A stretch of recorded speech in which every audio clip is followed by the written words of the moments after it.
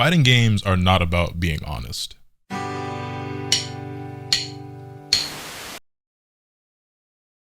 What's good, ladies and gentlemen? Welcome back to the channel. I'm LotusAsakura, the one who never knows best, and it's like 6 in the morning as I'm recording this video.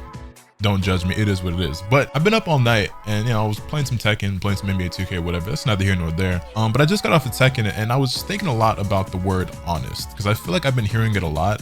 And it's something that you hear all the time in the fighting game community, I would say, about, oh, honest characters or an honest player, or this character's honest, that character's honest, whatever. And typically what somebody means when they say that a character is honest, they usually either mean one or two things. And I feel like we don't really have a consensus agreement on what this word means. And I feel like it gets misused a lot. And that's why there's like these two different camps of how I interpret the word, right?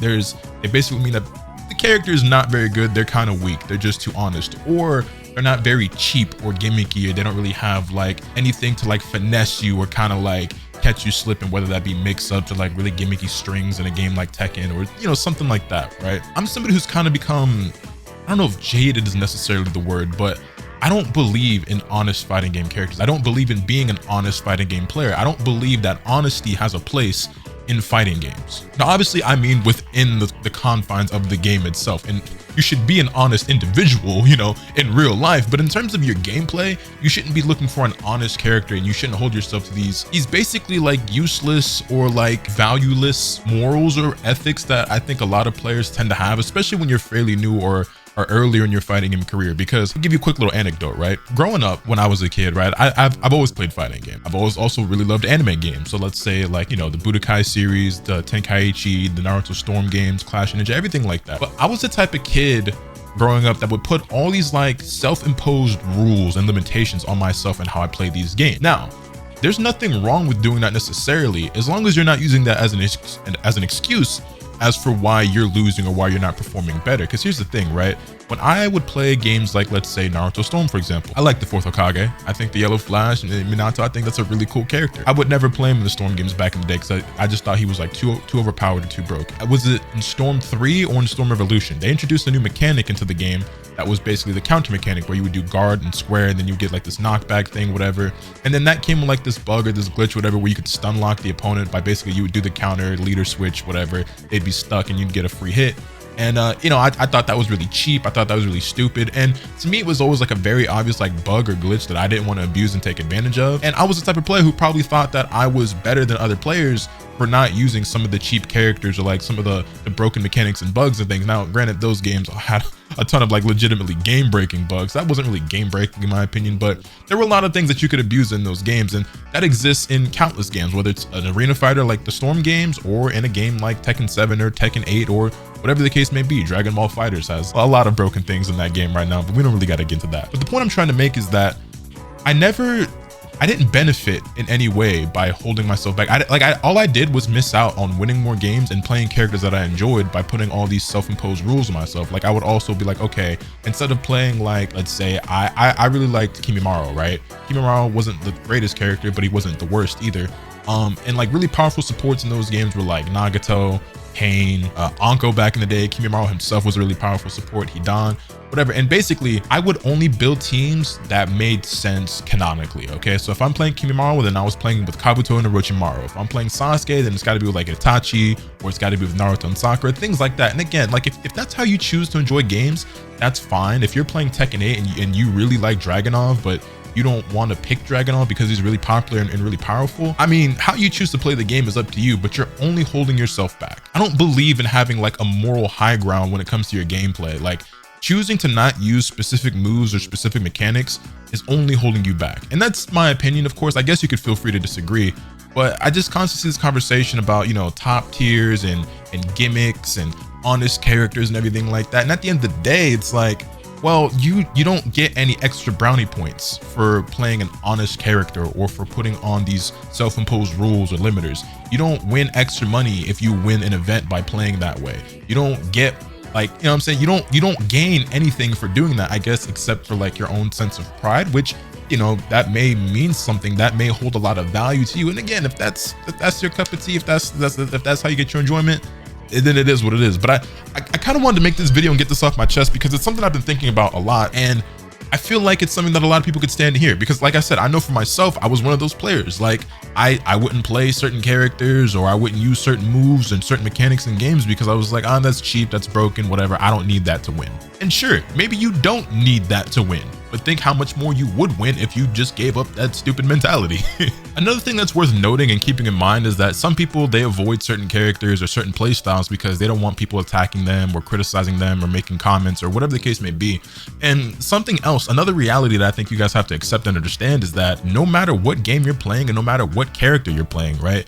It's a big world out there. There's a lot of people. Of course, there are some games out there that are more niche than others and don't have as many players on them, but no matter what character you play or how you play the game, somebody hates your playstyle, somebody hates your character. I don't care if you main the worst character in the game. Take the bears, for example, who are traditionally some of the worst characters in Tekken. People hate the bears. I'm one of them. I can't stand bears. Okay, if you play the bears, I want nothing but the worst for you. I hope you go on a 20-game losing streak, because that's what I feel like you deserve for playing that whack-ass character.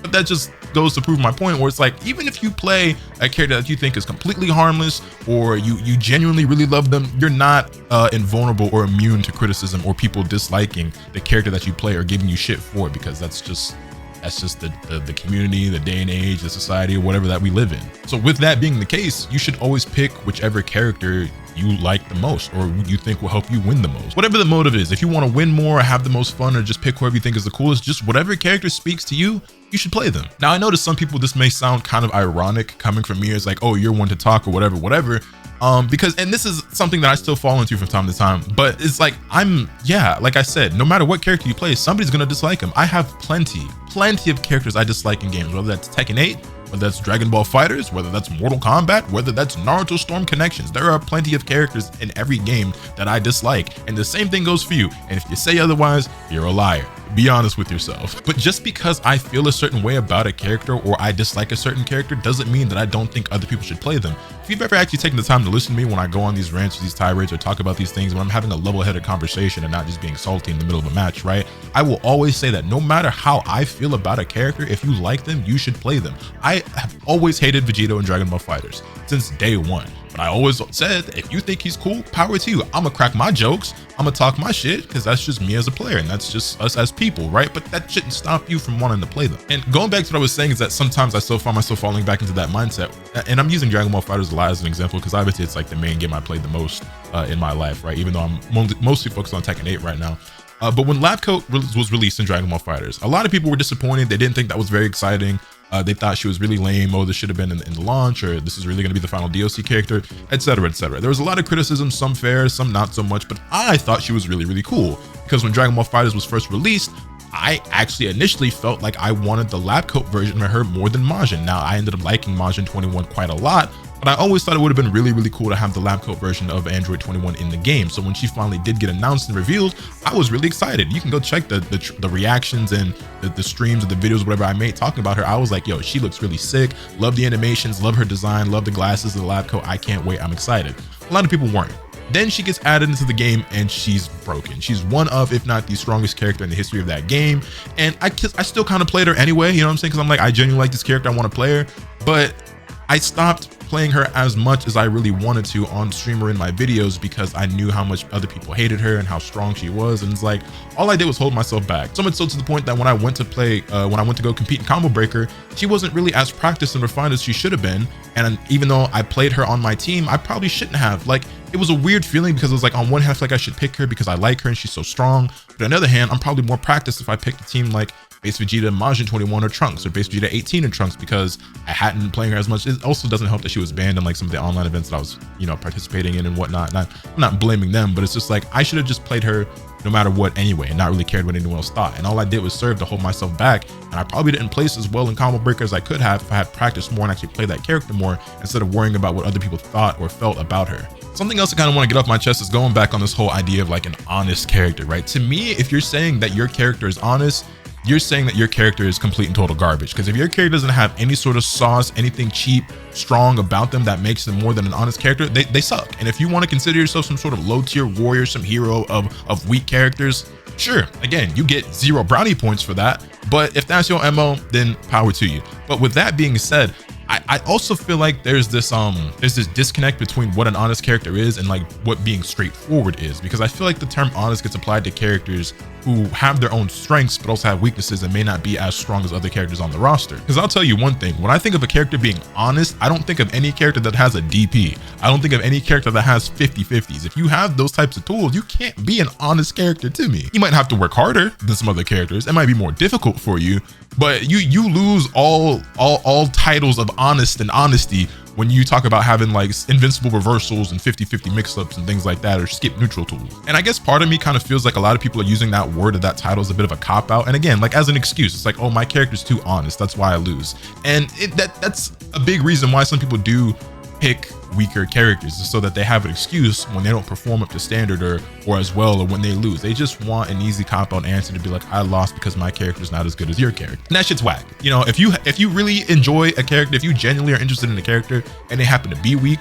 that's one thing. But like picking a weaker character so that you can be like, oh yeah, well, you know, if I wasn't playing this character, you know what I'm saying? It's like we all feel that way at times, you know what I'm saying? There's plenty of players out there, whether high level or low level, have picked certain characters and be like, well, you know, I gotta work harder. Hell, I play Hwarong in Tekken 8, and regardless of the reputation that character has, I will die on the hill that character is difficult and not that strong. But I understand that I really, really like him. I think he's really, really cool and a lot of fun. And even though I might have to work harder in certain situations than other characters like Azucena or Dragunov, for example, to me, I get like this big like dopamine rush in my brain, like the synapses all firing off whenever I do a really cool combo, whenever I mix somebody to death and they get perfected. You know what I'm saying? Like that's how I have my fun in that game. So that's the character I choose to play. Now, that being said, I also do play Azucena and a smidge of Victor on the side, because I think those characters are also really cool and really fun, but they're also a lot easier and a lot stronger. And I see the difference all the more between how much harder I'm working between playing Azucena and playing Hwarong, but that's another conversation for another day. I recorded a video not too long ago. Well, actually, no, it was a while ago. It was at some point last year. So this was several months ago,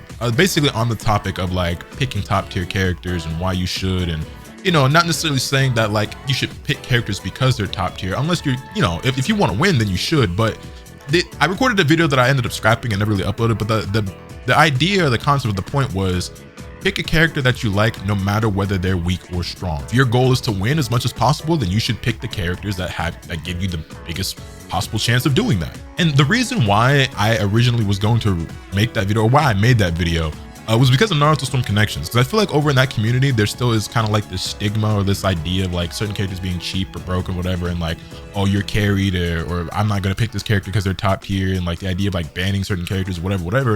And you know, these concepts, these ideas, they exist outside of Storm Connections and Arena Fighters. They exist in like the more traditional fighting games as well. And we've seen these types of conversations come up from time to time.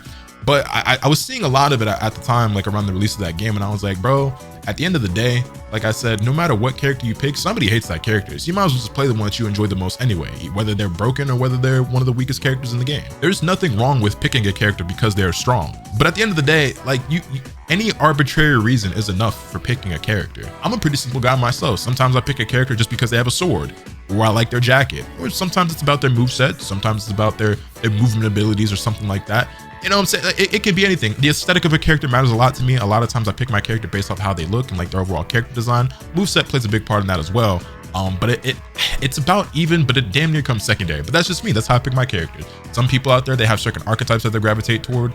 I guess I have that a bit as well myself. Certain people only play female characters. Certain people only play male characters. Certain people only play grapplers. Certain people only play rushdown. Certain people only play a character that if they're top tier. Some people will only play a character if they're like middle of the pack. Some people prefer characters with high execution barriers. And I think any of those are pretty valid reasons. There's no real reason or benefit to putting yourself through needless suffering or like struggling with a character that you don't really enjoy, or that you think you could be having more fun if you swapped off of, just for your own like mental, I don't know, like your own mental brownie points. Like, it's kind of silly. So to me, whether it comes to your character choice or how you choose to play the game, you should do the stuff that gives you the biggest chance of winning, right? I also saw this conversation about like being an honest fighting game player and like, oh, you know, I don't like to abuse throws because I think they're cheap, or I'm not going to use DPs or reversals, or I'm not going to use this string too often. And again, I think that's just, it's a choice, but it's a choice that's only serving to hold you back more. You know what I'm saying? Like, if you're fighting an opponent and they don't know how to deal with something, whether that's a string you have, a super you have, a move you have, whatever the case is, no matter what game it is, no matter what character you play, if your opponent is losing to the same thing over and over again, then you should keep doing the same thing over and over again. It's not your fault or your job to make sure that they adapt or that they have a better time on the game. Now, of course, there's context matters to some degree, I guess. If you're bullying some brand new player or like a friend or whatever, which, you know, if they're a friend, you know, sometimes they just gotta hold that, you know what I'm saying? But it's like, I guess context does matter a tiny little bit. But if you're just like online at the crib playing casual matches, rank matches, it's not your fault if they don't know how to block low. It's not your fault if they get hit by the DP every time. It's not your fault if they eat these raw supers. Now, can that be frustrating? Can that be annoying? For sure. But it's on them to adapt, to evolve, to improve. That goes for you, that goes for myself, and that goes for anybody playing fighting games. If your opponent is dying to throws, keep doing throws. If they don't block low, then keep doing lows. If they keep crouching in Tekken and they keep eating these mid launchers, then keep doing those mid launchers. Beat their ass. You should be using every tactic that the game allows you to in order to do that within reason. You know what I'm saying? Like, I feel the need to like put this in there because like obviously there are like outside things you can do, like modding your game and cheating that way. Like cheating is one thing, right? Using mechanics that exist within the game, using characters that are put in the game, that's something else entirely. Modifying the game with some sort of third-party resource or something like that, that's not the same. That's not really what I'm talking about. Game breaking shit like that has no place here, but that's not really what I mean. I feel like that should go without saying, and then you might be able to say like, oh, well now you're being like hypocritical, or isn't it the same thing? And to me, no, I don't think that's the same thing, but you know, I'm not here to debate or argue that. At the end of the day, my point is that I don't think honesty like has a place in terms of a play style. You should be trying to be as dirty and grimy as you can in the fighting game and use every tactic available to you within the mechanics that allows you to win. Pick whatever character you want, regardless of whether they're weak or strong, and stick to that and then believe in that. And if you want to win the most, you should pick the strongest characters, or if you're just looking to have the most fun, then you should pick the character that interests you the most. And you know, that's pretty much how I feel about that. I don't know if this is gonna get posted or not. I'll see how I feel about what I said once I play it back, because I just sat here and rambled for, I don't know, 15-20 minutes. But yeah, I don't know, this is just something I was just thinking about, and I just kind of wanted to talk a bit about, like just a random, just I guess conversation, thoughts, ramble video. I don't know, maybe somebody enjoyed it, maybe you guys don't care, but this is just my opinion and some things I wanted to talk about. Let me know your thoughts in the comment section down below. Hit this video with a like if you enjoyed, subscribe if you haven't already, so you can stay tuned for all lots of content I'm bringing you. With all that being said, that's pretty much off today, and remember, let's get happen to you swing the bat. Later.